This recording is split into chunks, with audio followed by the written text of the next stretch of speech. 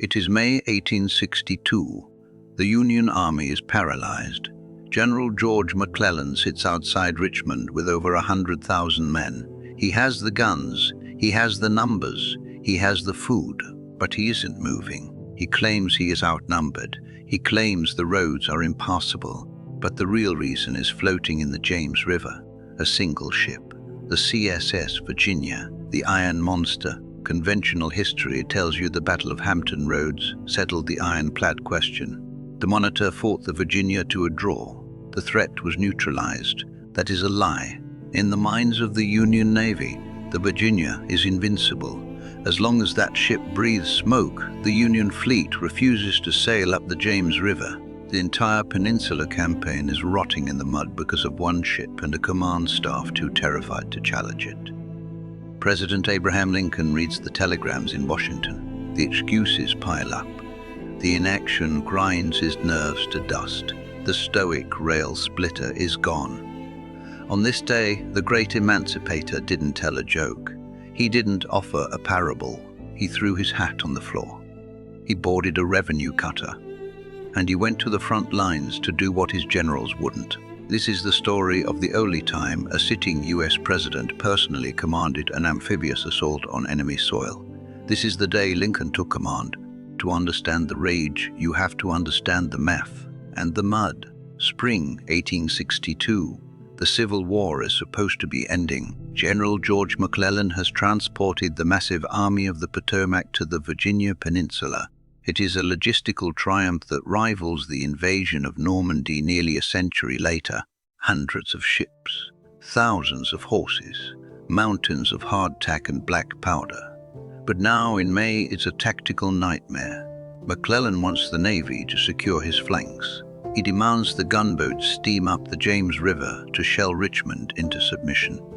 He wants a highway of water to bypass the Confederate trenches. But Flag Officer Louis Goldsborough says no. Goldsborough commands the North Atlantic Blockading Squadron. He is a man of the old Navy. War don't canvass. He looks at the James River and he sees a graveyard. His reasoning creates a logic loop that drives Lincoln insane in Washington. Goldsborough argues that as long as the CSS Virginia sits at Norfolk, he cannot risk his ships. He keeps his fleet huddled under the guns of Fortress Monroe, watching the horizon for black smoke. The Virginia, built on the burnt hulk of the USS Merrimack, is actually a wreck. Her engines are failing. She draws 22 feet of water, making her clumsy and prone to running aground in the shallows. The Confederates know this. They are terrified their prize weapon will sink on its own. They are bluffing, but the Union doesn't know that. To them, the Virginia is a ghost, a monster that eats wooden frigates for breakfast. They remember the devastation of March 8, when the Iron Beast rammed the Cumberland and burned the Congress. They remember the screams of sailors trapping in burning rigging. Lincoln sits in the telegraph office in the War Department.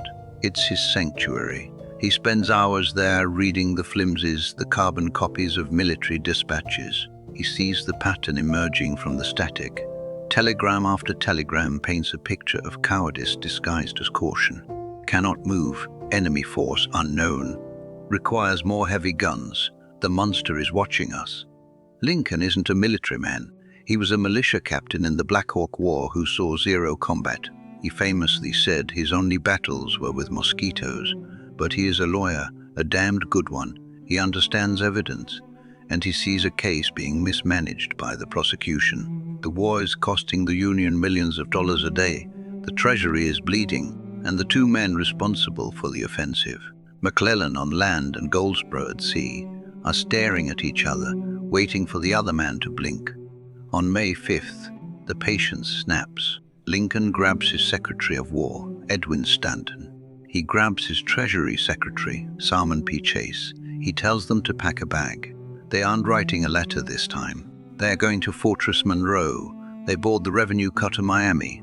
It is not a warship, it's a patrol boat.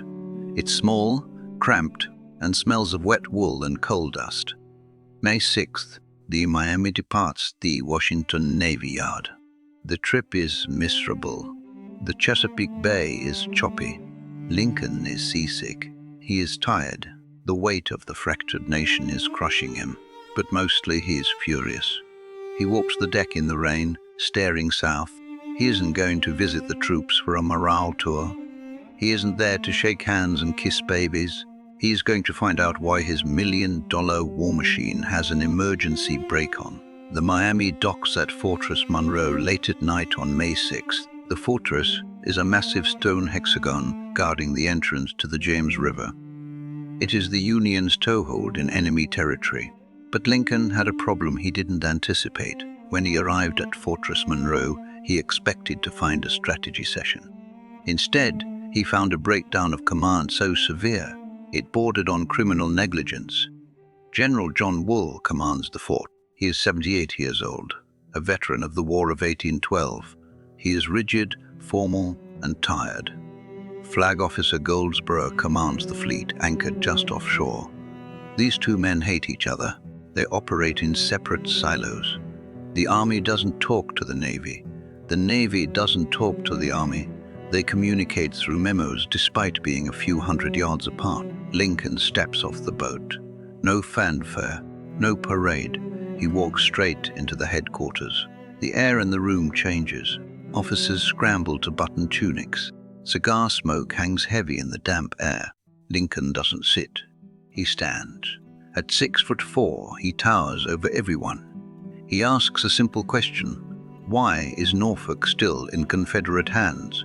Norfolk is the key. It sits across the water. It is the base for the Virginia. Take the city, you take the port. Take the port. The Virginia has nowhere to dock. She starves. She runs out of coal. She dies. Goldsborough shrugs. He points to the batteries on Sewell's Point. Confederate guns. Heavy earthworks. We can't land, he says. The water is too shallow for the transports, and the batteries will chew us up. If we move the fleet, the Virginia comes out. It is the same excuse, the same circle. Lincoln looks at the map. He looks at the charts. He spots a discrepancy, a detail the Navy missed because they were too busy looking at the threat, not the opportunity. He turns to the charts. He points to the southern shore, ocean view, far away from the Confederate batteries at Sewell's Point. What about here? He asks. Goldsborough shakes his head. Shoals, uncharted. We can't put troops there. It's impossible. We'd run aground a mile out. This is the moment. The stress of the past year boils over. The Bull Run disaster. The death of his son Willie just months before. The endless waiting. Lincoln stands up. He takes his stovepipe hat. He slams it onto the table. The sound is like a gunshot. Dust flies up. The room goes dead silent. If you won't find a landing spot, Lincoln growls, I will. He doesn't order a scout to go. He doesn't order a lieutenant. He walks out of the room. The President of the United States boards the tugboat Lioness. He takes Secretary Chase and Secretary Stanton with him. Think about this. The Commander-in-Chief, the Treasury Secretary, the Secretary of War, all in a tiny wooden tugboat steaming toward enemy waters. If a Confederate battery spots them, a single shell decapitates the entire U.S. government. They steam past the heavy Union warships. The sailors on the Minnesota and the Vanderbilt gawk. That's the president, and he's heading toward the Confederate lines. They reach the shore near Ocean View. The water is calm. The tugboat doesn't run aground. Lincoln leans over the rail. He isn't looking at a map anymore. He is looking at the water. Sound the depth, he orders. The captain of the tug is terrified. He casts the lead line. 6 feet, the captain yells. 6 feet. Plenty of room for longboats. Plenty of room for a barge. Lincoln spots a white sandy beach. No enemy guns. No enemy troops. It's wide open. The Confederates hadn't fortified it because they assumed the shoals protected them. They assumed the Union Navy was too timid to try. He turns to the captain. Run her in. The tugboat scrapes the sand. Lincoln walks to the prow. He stares at the beach. He is within rifle range of the shore. If a Confederate picket is hiding in the dunes, Lincoln is a dead man. But there is no one. This is the impossible landing zone. It existed. The Navy just hadn't bothered to look.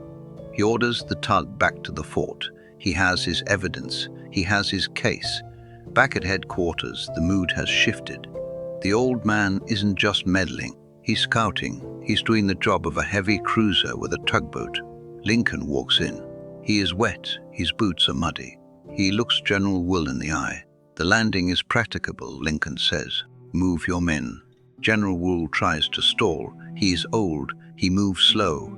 He needs time to prepare. He needs to organize the regiments. He talks about logistics and wagons. Lincoln checks his watch. "You move now, or I will find someone who will." But Lincoln had one more problem. The monster was still awake. The invasion force begins to load, but the Confederates aren't blind. Across the water, near the mouth of the Elizabeth River, black smoke begins to churn. The Virginia is waking up. Commodore Josiah Tatnall commands the Confederate ironclad. He sees the activity. He sees the transports gathering. He knows something is coming. If the Virginia catches the transport boats in the open water, it will be a massacre. The Virginia carries 7-inch rifle guns and 9-inch downruns. It has a 1,500-pound iron ram at his bow. Against the wooden canal boats carrying the Union infantry, it won't be a battle. It will be an execution. It would be like a wolf, loose in a sheep pen. Lincoln is watching from the deck of the Miami. He sees the smoke. This is the gamble. He orders the Union ironclads, the Monitor, the Naugatuck, the Galena, to move up, but not to engage. They are the bait. They are the shield. He refuses to stop the landing. It's a massive, high-stakes poker game with 6,000 lives on the table. Lincoln orders the fleet to bombard the Sewell's Point batteries. He wants to draw attention away from the landing zone. The noise is deafening. The Monitor and the Naugatuck open fire. The Confederate batteries answer. Shells splash in the water, sending geysers of spray over the decks. Lincoln stands on the deck of the Miami while this happens. He is observing the fire. A Confederate shell screams overhead. Another bursts in the air nearby. Secretary Chase is terrified. He urges the president to go below, to take cover. Lincoln ignores him. He is watching the Virginia. The ironclad noses out from behind the point. It looks like a floating barn roof. Dark, ominous. It moves toward the Union fleet. The Union wooden ships scatter. They flee back toward the protection of the fort. It is a humiliating sight. The pride of the U.S. Navy running from one ship, but the Virginia doesn't chase them. Tatnall is cautious. He suspects a trap. He sees the Monitor waiting. He sees the transports moving toward Ocean View away from him. He holds his fire. He holds his position. Lincoln breathes. The bluff worked. The distraction held. May 10th. The sun rises over a scene of chaotic industry. 6,000 Union troops pile into canal boats and barges. Secretary Chase is personally directing the loading, shouting orders, pointing at regiments. Lincoln is overseeing the naval cover. This is the Lincoln administration literally fighting the war. There are no layers of bureaucracy today. There is just the president, his cabinet, and the soldiers. The boats hit the sand at Ocean View, the exact spot Lincoln found. The ramps drop. Soldiers wade through waist-deep water. Rifles held high. They brace for the volley of musketry. They brace for the grape shot. Silence. There is no resistance. The Confederate pickets fire a few scattered shots and sprint into the woods. The impregnable defense was a myth. The uncharted shoals were navigable. General Wool mounts his horse. He leads the column inland. They march toward Norfolk. Lincoln stays at Fortress Monroe. He can't go inland, that would be madness even for him. But he doesn't rest. He paces the ramparts. He watches the smoke rising from the direction of the march. He listens to the distant boom of cannon. By late afternoon, the telegram arrives. The march was a farce. The Confederates had already pulled out. They knew they were outflanked. General Huger, the Confederate commander, had evacuated his 15,000 troops days ago, leaving only a skeleton crew. General Wool rides into Norfolk. He is met not by an army, but by the mayor. Mayor William Lamb holds a white flag. He surrenders the city. He hands over the keys, the Gosport Navy Yard, the prize of the South, is burning. The retreating Confederates torch the dry docks. They torch the supplies. But the city is Union. The port is Union. Lincoln reads the telegram in the fort. A rare smile breaks his face. He hands it to Stanton. "Norfolk is ours," he says. But the victory isn't complete. The Virginia is still out there. Night falls. The sky turns orange from the fires in Norfolk. Lincoln stands on the ramparts of the fort. He is watching the dark water of Hampton Roads. The air smells of smoke and salt. The Virginia is now trapped. Commodore Tatnall on the Virginia receives the news. Norfolk has fallen. The Union Army holds his supply base. The Union Navy blocks his exit to the sea. He has two choices. Choice 1, go up the James River to Richmond. He tries. The pilots tell him the ship is too heavy. To get over the sandbars, he has to lighten the ship. They throw everything overboard. Coal, ammunition, ballast. The ship rises in the water. But now the iron plating is above the waterline. The wooden hull is exposed. She is no longer an ironclad. She is a target. And even then, the wind shifts. The tide drops. The pilots say she still won't make it. Choice 2, fight. But he has no coal. He has no base to return to for repairs. He will be surrounded by the entire Union fleet. Tatnall looks at his crew. He looks at his ship. The weapon that terrorized a nation. Abandon ship, he orders. They run the Virginia aground on Craney Island. They lay a train of black powder to the magazine. They set a slow match. The crew scrambles onto the shore and disappears into the darkness. Lincoln is still watching from the fort. It is 4 a.m., May 11th. The earth shakes. A massive explosion tears the horizon apart. A shockwave ripples across the water, slapping the hulls of the Union fleet. A mushroom cloud of fire climbs into the night sky. The Virginia blows herself apart. Debris rains down into the water for miles. Iron plates, burning timbers. The ghost is dead.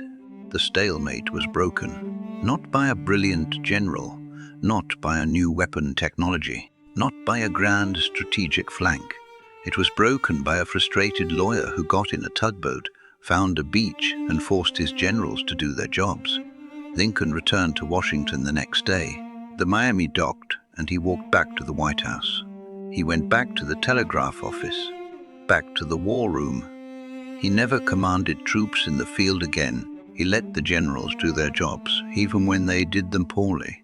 He let McClellan waste the victory, eventually retreating from the peninsula despite the James River being open. But the Norfolk incident changed the war. It proved that the Confederate defenses were often paper tigers. It proved that the Union Navy could move if pushed, and it showed the cabinet that Lincoln wasn't just a figurehead. Stanton later wrote that the capture of Norfolk was the most important military achievement of the administration, and it was achieved without a single major battle. Historians focus on Gettysburg, they focus on Antietam, they focus on the speeches. But remember the week in May 1862, the week the president lost his temper. The image of Abraham Lincoln is usually one of sorrow, the tired man in the chair, the man carrying the weight of the dead. But picture him on that tugboat, rain soaking his coat, hat in his hand, staring at the enemy shore when everyone else was too afraid to look. Sometimes, the only way to win a war is to throw your hat on the floor and drive the boat yourself.